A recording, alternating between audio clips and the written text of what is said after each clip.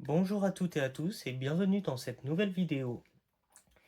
Aujourd'hui une rétro-review puisque ça va être consacré à cette figurine qui est le Saga des Gémeaux sorti en 2005 dans la gamme Mythos, classique pour le coup. Je vais vous montrer la boîte dans un premier temps, les différents blisters. Ensuite on fera un comparatif avec un Canon EX pour voir les différences en termes de taille, de détail des armures, etc. Et après, ce sera la conclusion. Donc sans plus attendre, la boîte. Sur la face avant, nous avons donc le logo Senseiya juste ici, le logo de la Toei, une représentation ici de Saga des Gémeaux lorsqu'il est en mode bienveillant, ici une devise du personnage, ici sûrement la mention Mythos, une représentation lorsqu'il est le grand pop, une illustration telle qu'il est dans l'animé. Sur les côtés, une représentation de la Pandora Box du Gémeaux.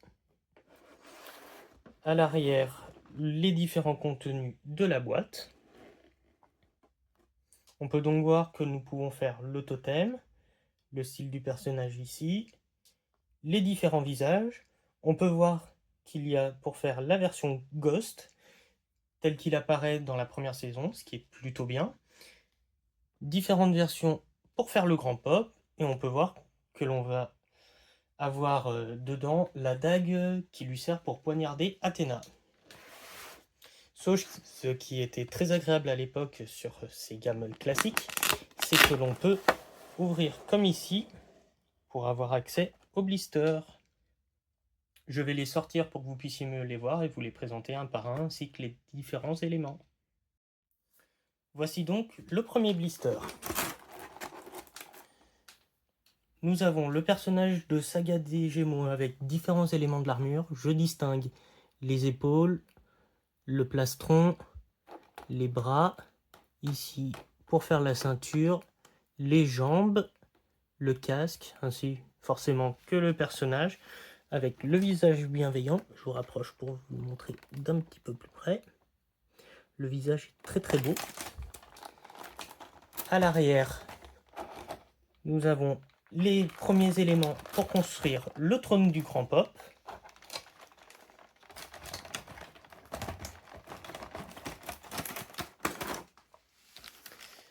Ainsi qu'à l'intérieur, sa tunique, la cape du grand pop.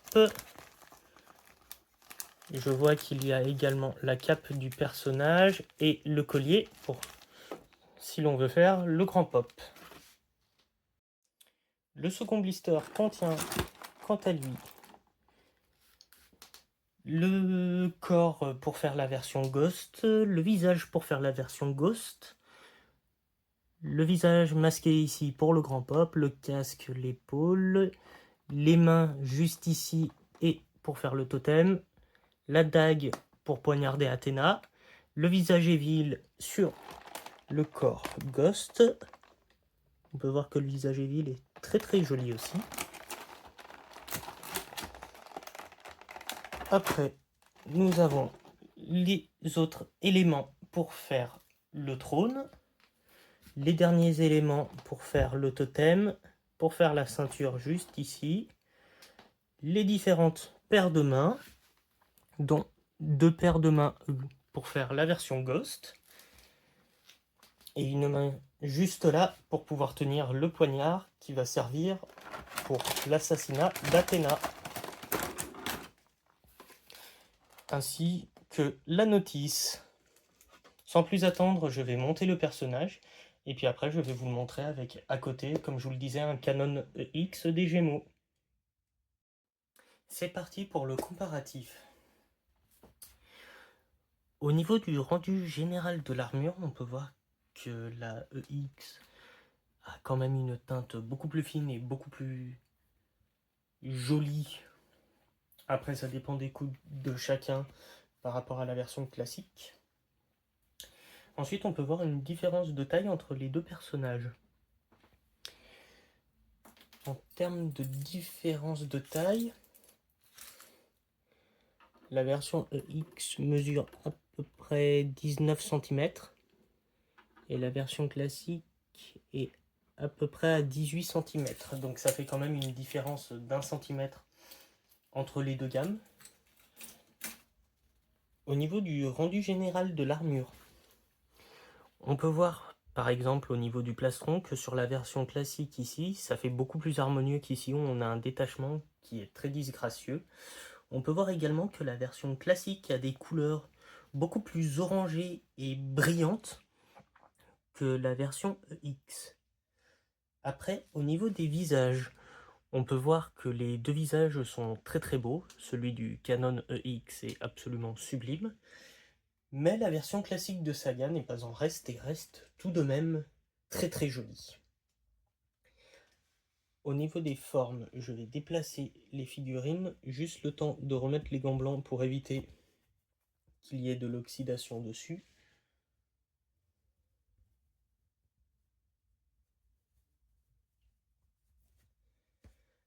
Au niveau des formes, on peut voir que sur la version EX, au niveau des jambes, c'est beaucoup plus sur le côté ici par rapport à la version classique juste là où c'est bien sur l'avant. Hop. Au niveau de la ceinture, les formes ici sont un petit peu plus petites et moins prononcées que sur la version EX. Sur la partie avant, c'est à peu près les mêmes motifs, mais pas tout à fait. Sur les épaules, sur la partie haute, c'est presque les mêmes motifs. Si on prend sur le côté comme ça, on peut voir que sur les bras, c'est exactement les mêmes motifs, sauf que sur la version classique, ils sont beaucoup plus espacés que sur la version X. On voit également une différence de forme au niveau des jambes. Pour en revenir au personnage, si on retourne pour voir le sculpte de la chevelure, on peut voir que sur le Canon EX, la chevelure est très détaillée, mais sur la version classique, la chevelure reste quand même très jolie, avec un petit peu moins de détails, mais à peu près la même longueur et à peu près le même tombé. Au niveau de la pièce arrière, sur la version EX, hop, j'essaie de vous montrer. C'est à peu près la même forme que sur l'avant de la figurine. Par contre, sur la version classique, ce n'est pas du tout la même forme que sur l'avant.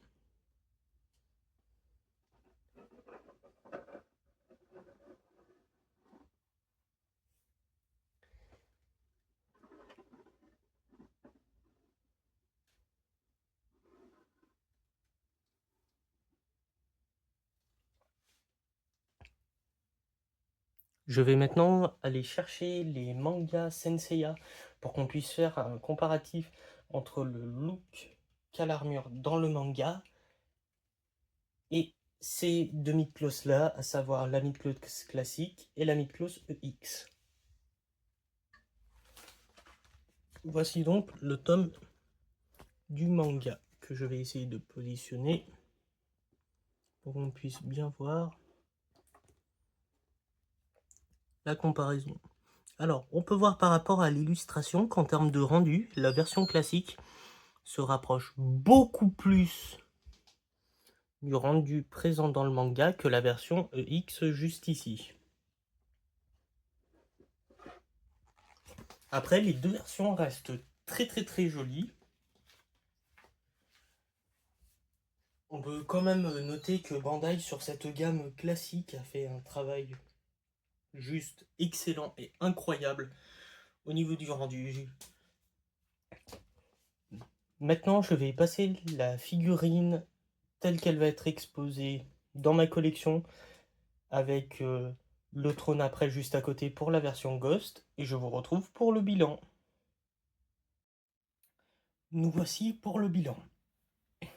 Alors comme vous pouvez le voir, j'ai mis l'armure des Gémeaux en mode Ghost telle qu'elle apparaît pour la première fois dans l'anime ainsi que dans le manga car je trouve que c'est une configuration qui est très sympa et qui rend très bien.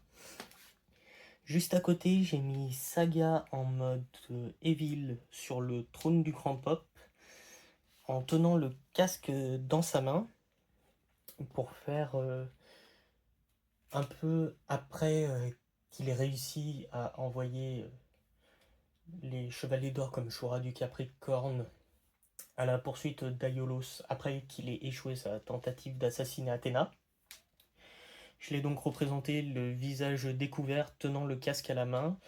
Pour qu'il puisse tenir le casque dans la main, j'ai coincé le casque, une partie du côté du casque en fait, dans la main qui sert normalement à tenir le poignard dont il se sert pour essayer de tuer Athéna.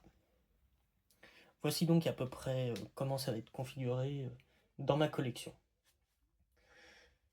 Au niveau des points forts et des points faibles de cette figurine, au niveau des points forts, c'est une figurine qui maintenant n'est vraiment pas très chère comparée au Mythclos EX. Elle est simple à trouver sur les plateformes d'occasion comme Vinted. La mienne, je l'ai achetée sur Vinted par exemple.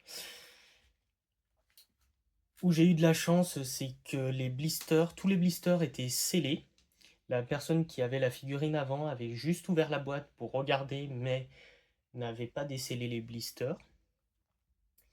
Si vous êtes fan du manga, attention, je parle bien du manga papier, pas de l'animé, mais juste du manga, foncez sur cette figurine parce que vous pouvez vous faire une version raccord au manga pour vraiment pas cher en prenant la Mythclos et en vous prenant à côté ce que Bandai a sorti après qu'ils ont appelé les appendix qui servent à upgrader un peu les Mythclos sortis à l'époque.